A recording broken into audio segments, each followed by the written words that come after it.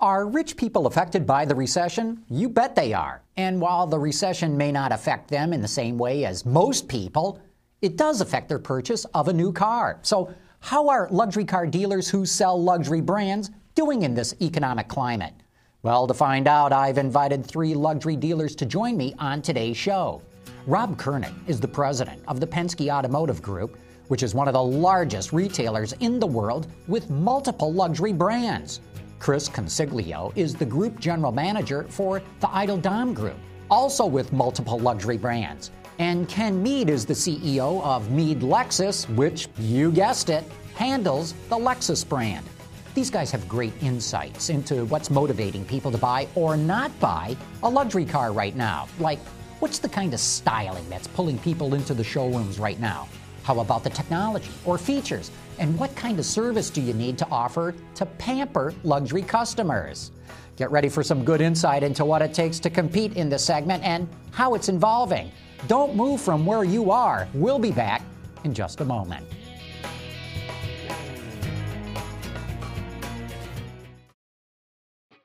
From our studios in the Motor City, this is Autoline. Here now is John McElroy. Welcome to our discussion here on the Autoline Detroit set, all about the luxury segment, talking with 3 top retailers in the luxury segment. And joining us this morning are Ken Mead from the Mead Group, which handles the Lexus brand. We also have Rob Kernick from the Penske Automotive Group. They've got Mercedes-Benz, BMW, Lexus, and Audi. And Chris Consiglio from the Autoline Group, is that the right way to describe that, which have BMW, Mini, and Audi stores as well. Great to have you all here today. Let's start out. What's going on in the luxury segment from a sales standpoint as you guys see it? Rob, why don't I start with you? I mean, we saw a big collapse in the mass market. Has the luxury segment weathered the storm better than others? Well, I think you saw a collapse similar to what you saw in the volume segment in 2009. And you're seeing a recovery, though, in 2010, similar to what you're seeing in the volume segment. But it varies from brand to brand, in my view. You're seeing some great success in, Audi in particular in terms of their year-over-year comparisons on a year-to-date basis, and maybe still success in the BMW and the Mercedes brand, but maybe to a little bit lesser extent than what you're seeing in Audi. Ferrari, I think, had a little bit of a decline in 2009, and you're seeing in 2010 continue to decline, but that's a remarkable change for Ferrari if you think about you had to wait years for a car just a few short years ago. So it's, you're clearly seeing a recovery this year versus what we saw last year, and it probably mirrors somewhat what you're seeing in the volume segment. So the decline in Ferrari is not so much in sales, it's just in the waiting time that you have to get a car? That's right. That's right. Ken, how do you see it from the Lexus side? How has it been going over the last year or so? Well, it definitely was a slowdown, and we had a little quality problem with Toyota, and it affected our brand a little bit. But it's on the rise, and I think brands that had new products introduced had a better shot at it. Our business, we have a new CT coming out in the late fall, early spring, which will give us another boost. So you think that Lexus has been able to overcome the association with Toyota and the problems earlier this year? Yes, we're just coming out of it. Cool. Chris, and how do you guys see it? And in fact, let me ask you this. I had heard that last year when the economy really tanked, people who had the means to go out and buy a new luxury car did not do so simply because it wasn't seemly. But once the Cash for Clunkers program got started and people were coming into the market, there was almost a signal to people who were well off enough to buy luxury cars to say, let's get back into the market. Did you see any of that? Well, the 2 brands we carry, I think it was Cash for Clunkers did not have a major effect. We also have Mini, and it helped out at that end. But for Audi, as Ken said, we had a lot of new product last year and more this year. Audi was only down 5% in 2009. They're up 25% this year. We're the only exclusive dealer in the state. We're having a great year. Our problem is more a shortage of inventory. That's a great problem. That is. But yeah, Audi was maybe a little bit understated, and maybe that's what helped. So it wasn't the flashy car. It wasn't the car that people wanted to come in and show off. It was, a technological car, a new car. The new brand in the luxury segment, and so I don't think image was as big as a factor in affecting the Audi sales. Rob, you guys carry the Audi brand as well. Do you see the same sort of thing happening? Yeah, clearly we do, and Audi, the numbers are exactly right in terms of the improvements are. I think it is, in this business, it's all about product, and I think Audi has it, both in terms of maybe exterior styling, but clearly in their engineering on the interior basis is just really terrific. And the interesting thing about Audi is the demographic is very interesting. I mean, you're seeing a really young crowd who's attracted to the Audi brand, and I think that is a really good sign for that brand in the long run. Maybe what you saw in Cadillac, 30 years ago or so, in terms of what the age of the customer might have been. What is it about Audi? I mean, they've been around forever. We in the media had been saying for decades, literally decades, my gosh, they have the best interior design in the business. They've had great exterior styling. To your point, they've had great technology. They've got the heritage, but what happened? Why has it sort of clicked, and why is it working now? I think a few reasons. 5 to 8 years ago, Audi was a company that was heavily dependent on leasing, severe lease payments to get the customers into the car. The senior management made a conscious decision. We're going to get away from that. We're going to sell the product. The quality has just improved immensely. Germany has really put a focus on the quality, and the surveys are showing that. So the brand is exciting, and it's got the features, the quality, the different models. We're in segments that we haven't been in before. The Q5, which is a small SUV we've never been in before. The RX pretty much owned that segment. So Audi got into that, and it's really taken off this year. From a retail standpoint, have things changed in the company that make it easier for you all to sell their vehicles? Well, in terms of the relationship from a dealer perspective, they're terrific to work with, and they have very strict facility requirements, which I think the brand deserves, quite frankly. And but they've been accommodating and easy to work with respect to it. So, and they make the biggest issue really is, like you said, is getting product and inventory right now. It's very, very difficult in Audi. But kind of back to the product, it's what they've had for the last year or so. But if you look at their pipeline, I think that they have 11 either new or redesigned products over the course of the next 3 years. I mean, that's really moving the design. It's really keeping people interested and keeping that age group and demographic interested. Ken, what's driving people in the luxury segment right now? What really turns on buyers from your vantage point? I think the need for the lower end of the luxury market's really driving it. The RX vehicle in our line is 50% of our sales. It's a family vehicle. It's it's affordable. We've got great leases on that product, and I think IS is another example in our line of trying to get a younger demographic in, and CT, when it comes out this fall, is another avenue, like Audi has done, to get our average age down from 55 to maybe 50. Mm-hmm. Chris, what's driving it as you see it? Well, not only is it the new models, but the equipment that goes in the car, the technology, whether it's the navigation, the Bluetooth, the 3G nav, all the syncing up with your smartphone. The customers come in. First of all, they go online, they check out the car, they look at the available options. They're educated. They come in and they say, well, I want this, I want this, I want this. I mean, but is that true? I mean, just what Ken was saying, you've got an older buyer coming into the luxury segment. I would almost think that they would be the least receptive to all this new technology coming into cars. Maybe so, more so in the D segment, the top of the line segment, the 7 Series, the S-Class, the A8. But the cars that are attracting the people that are 35 to 45, maybe 50, I mean, they're in tune with the technology. They use it every day, they use it at work, they use it at home, and they want to use it in their car. Do you see the same thing? I mean, again, a lot of us in the media have complained about how difficult, BMW was heavily criticized for the first generation of iDrive in their cars. Right. It's gotten better. They've sort of dumbed it down, I guess, is what made it better. But do you get backlash from people saying this is just way too complicated? No, not really. I mean, I wonder if they dumbed it down or if we all got smarter too, because that type we got used to it. Right, that technology is more acceptable. It's not it's not just BMW now that has the iDrive. You get into an S-Class Mercedes, and it's functionally equivalent to an iDrive in terms of how you use it. And at first it might be awkward, but you certainly love it. You don't have to feel around your dashboard once you get used to it. So, the luxury segment, is it's a different segment than it was 10 years ago. I mean, it used to be that it is an aspirational brand, and it's always been, continues to be.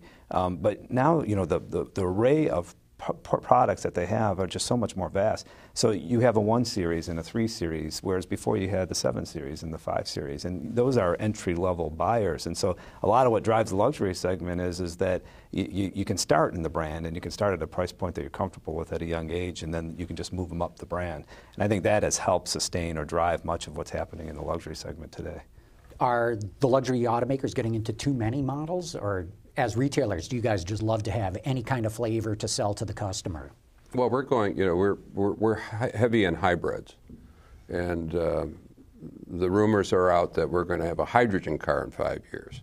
So I kind of like that. I like how the brand is evolving, and I think the lower end of this product will be hybrids, and the higher end of the product will be hydrogen cars as the world rolls out here, and it's exciting times. And so you're going to be set up to be able to refuel these hydrogen cars when they come out? We'll probably be asked to be hydrogen stations. Mm-hmm. Styling-wise, what's driving people these days? Do they like soft? Do they like hard edge? Do they like what? What do you see? We don't have any hard edge styling yet. Not at Lexus, yeah. That's right. So we've been more conservative in our styling, and that is changing. Our new GS product that's coming out in a year, it's very, very stylish, kind of like Audi and BMW, and that whole stodginess is going to leave our brand, and we're going to have it won't be quite like BMW and Mercedes or Audi, but it's going to be different. But what you're saying essentially is luxury car buyers do want more expressive styling. Even the ones that are over 60. Yeah, I would totally agree. With the Audi brand, we've expanded our lineup to have a 2-door coupe, the A5, which has its great lines. Next year we're going to be introducing the A7, which is a 4-door coupe, a segment that we haven't been in. I think it's probably it's going to be the sexiest car out there. We've got people coming in now, even though the car is just starting production, that they want to take delivery in next spring, already getting inquiries on it. You know, BMW has always had more edges than Audi. It's more aggressive. Audi was a little bit more conservative. So I think they're stepping it up to be a little more aggressive, just not too bad, not too risque, but a little more progressive. Rob, what do you think, styling-wise? What's driving them? What will really make somebody turn their head and say, I came in to buy that, but here's the one I really like the looks of? Well, you know, I mean, to the extent, and I don't know how you describe it, but it's certainly expressive, is the 5 Series BMW is a very, very popular car right now, and I'm sure you have a shortage of it like every other BMW dealer around the country, and that's pulling people in. The GLK, which is almost the opposite of that, is pulling people in. We can't get enough of them. So you know, it is very expressive styling. I agree with that, and that's what seems to be bringing people into the stores. How about service? What's the kind of service that is maybe new, unusual, that people say, this is fantastic, this is the brand I want to buy from, or the retailer I want to buy from? Yeah. Well, I think that if you want to be a luxury dealer, that you have to be willing and able to provide the kind of service that they expect. The expectation of service of the luxury buyer is remarkably different, not only in terms of the way the salespeople interface, or everybody in the dealership interfaces with the customer, but in terms of the way you present the car and the kind of what the facility looks like. You know, we've in the last 10 years spent almost $2 billion in investments in our facilities, and that's a lot of money. That is a lot of money. It's a lot of dealerships, but the expectation of that customer is fairly demanding. The expectation of the manufacturer, so you can get the product, is fairly demanding, and then you have to grow your service business, your back end, so that you know, there's many more units in operation. You have to be able to accommodate that. Yeah, you know, I work for Idle Dom, who is a German mechanic by trade, and he built his business on service. We have this slogan: service is our priority, not a necessity. So from the time that customer comes into the showroom, we take them back, we show them the service department, they get the feeling for how important service is to us, whether it's loaners or pickup and delivery. We go out of our way to make sure the customer feels like he's special. And you have to. It's a very competitive market. There's good cars out there, and you've got to be able to separate your store from another store, and builds brand loyalty and builds store loyalty too. Lexus has always been at the top of the heap when it comes to sales or customer satisfaction. I'd like to say that we started it at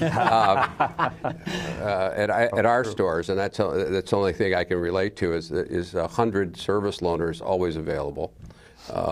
We do iPads for our customers while they're waiting. They can Let them use them. They can check it out and use it and bring it back after their car's ready. So we spend a lot of time just making sure the customer experience in our stores is a great one, and that's been our success. Rob, you've probably got the greatest variety of different brands here. Do you train your people differently for the different brands, or is it pretty much going to be the same kind of service no matter what store a customer goes to? Well, I'd like to tell you that we treat our customers equally across brands and across all of our dealerships.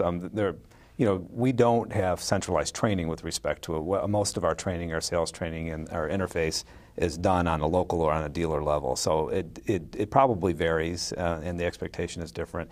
The one thing we do, and it's not just in the luxury segment, just our mantra is customer service. I mean, that's the way we've built the business, and that's what Roger's done for the last 35 years. And so it's in the very grain of our business, and it runs through every single pay plan throughout the company in terms of what the expectations of customer service are. So it's not just a luxury segment item for us. I think it's across brands for us. Do the different brands, though, have different requirements, Chris? Yeah. Does the factory require different things? Yeah, each manufacturer has certification requirements for your customer contact people as well as your technicians. Certain courses that they have to take, instructor-led courses, web-based courses. Right now we're going out with extensive training on the new A8, our flagship car that's coming out this fall. I've sent people to Europe for training, to Atlanta for training, to Chicago for training. Then Audi came to the dealership and held in-dealership training mainly on the customer experience. We had every employee in the store, from the receptionist to the car washer to a bookkeeper to the sales manager, all participating in this customer experience training. You sent them to Europe. Yeah. Oh, my gosh. Did you know that you were getting into that kind of investment when you agreed to take on the brand? I think actually it's a good thing. I mean, when Audi introduces new models, they do an international dealer meeting, and they'll go out in waves, and they'll have. I remember this time it was in Barcelona, and we were pulling in, and Australia was pulling out. So it's important for the employees to see the cars, where they're built, and see the quality that goes into the cars, and really what the brand is all about, to experience what goes behind the cars and the pride that's put into the cars. Are they just catching up to Lexus, Ken? Have you guys been doing that same sort of thing from the beginning? I was sent to Japan to learn the manufacturing end of it, and I think that everybody has to do this to go after this market. The market's growing; it's not shrinking. There are going to be more affluent people, Generation Y, and we're all trying to get a piece of this pie. And styling is part of that, but also taking care of this customer is the most important part, because you only have one shot at a customer, and if you mess that up, then they're going to go shop other brands. So we spend an awful lot of time in training all our people all the time.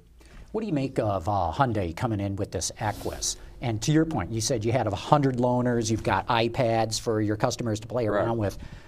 The iPad comes standard in the glove box of the Equus. They say that you as an owner or as a customer will never have to step foot in the dealership. They'll send somebody out to your house, a salesperson, so you can buy it through them. Although I guess in some states it's not legal to purchase a car except in a dealership. And then they say you'll never have to bring in the car for service. We'll drive the loaner to you. We've done that for years. We've driven the loaner to them. We've gone to the office to consummate a deal. We've done all of that. I think I wish them well, but if not that well. If they have a dedicated service lane and you have a $70,000 car and an $18,000 car next to it, and the waiting room's crowded, the people who buy $70,000 cars don't want to wait for that kind of experience. So I wish them well, but I don't think it's going to work. Do you think it's going to work, Rob? Well, it's exactly right. But the luxury segment has been doing that for quite some time. So they probably same sort of thing, going out to people's homes so they can purchase a car. Yeah, that's right. I mean, maybe not purchasing the car, more on the service side. It's clearly been out there, but a little less on the purchase side. And that is generally what the expectation is, I think, for the most part. Hyundai is very, very interesting. I mean, I don't think you can ignore what they have been able to accomplish so far. I mean, you look at the retail sales this year versus last year, and it's terrific and tremendous, and their decrease of their fleet and their focus on that upper segment. So I don't count them out. As a matter of fact, I like them. I kind of go with them. I think they are going to be successful. Let's talk about green cars. Does the luxury segment really care about green, Chris? I mean, the Japanese, of course, have made a big run with hybrids, or certainly Lexus has. Infinity's not quite there yet, and the Germans are coming in diesel. Does that really matter to the luxury customer? I think it does, but I think the customer in the U.S. isn't fully aware, especially of diesel. I'll give you an example. We had a customer in just yesterday who ordered a Q7. We couldn't get the car that he wanted. We were waiting, and then we had a diesel, and we said, why don't you come in and drive the diesel? No, I don't want to drive the diesel. I'm not interested. Well, the salesman got him in. He says, let's just go for a ride. I won't say anything. And so they went for a ride, and 10 minutes later, the salesman says, well, what do you think? He said, this car's fantastic. And he bought the diesel. So I think a lot Just don't tell them it's a diesel. Well, with the clean diesel and the performance of the engines now, they're quieter, good performance, 30% better fuel economy. It's a good vehicle to purchase, and economically it makes sense, and you help the environment. And of course, Lexus dominates hybrids in the luxury segment. We've had them for a long time, and are continuing to spread the hybrids through the brand. And again, we'll go back to hydrogen. But it's still a small niche of people coming in and say, I've got to have a hybrid. Correct. But as gas creeps up to $4, then the gloves come off, and everybody will embrace a different way. Even well-off people in the luxury Correct. segment. Very interesting. And Rob, how do you see it? Do people really care about green in that segment? I do. I mean, I think the answer is yes. I mean, again, Lexus and Toyota have captured the hybrid market, and it hasn't seemed to catch on with the others much. It'll be interesting. You see Porsche, actually, in terms of their hybrid introductions over the course of the next few years, I think will be interesting to see how they go. I agree completely that diesel is the alternative. I'm so frustrated that our energy policy just doesn't address the simplicity of diesel and how easy or accessible the technology is for the U.S. market, and the improvement that we could do from our dependence on foreign oil if we could have a energy policy that was designed to attract a vehicle that was more fuel efficient. Electric is still a long way away in terms of 80-mile range. Isn't going to get anybody in the market with respect to the primary car. And our experience with hybrid is outside really of Prius and Lexus to some extent that nobody believes that they need to spend that much money for that little fuel savings. Now again, gas is up to $4 a gallon. It'll be might be a whole different story. But we have 40% of our revenue in the UK, and all we sell our diesels in the luxury segment, and everybody cares about the environment there. Right, because in Europe, of course, there's tax policies and whatnot that make it a whole lot more advantageous to buy a diesel. Exactly, that's exactly right. We're getting down to the very end here, but one area I wanted to touch on was certified pre-owned cars. How's that going for you? I love it. It's a franchise within a franchise. We sell one new vehicle to one pre-owned certified car. And it is a wonderful thing for people just getting started in the brand. And the warranties are fine. We do a great inspection of the cars, and it's with the product that we have, the engineering ability, that car can go another 150, 200,000 miles. It's a good deal. And I'm just going to have to get nods, yes or no, with you guys, because we're down to the end. But you love CPO as well. Yeah, absolutely, yeah. Real good. Well, major portion of our business. Good to hear. Well, great. Thanks so much for coming in, you guys. This has been very interesting. I mean, we could have gone on for a whole lot longer, but I'll be back in a moment with some closing thoughts.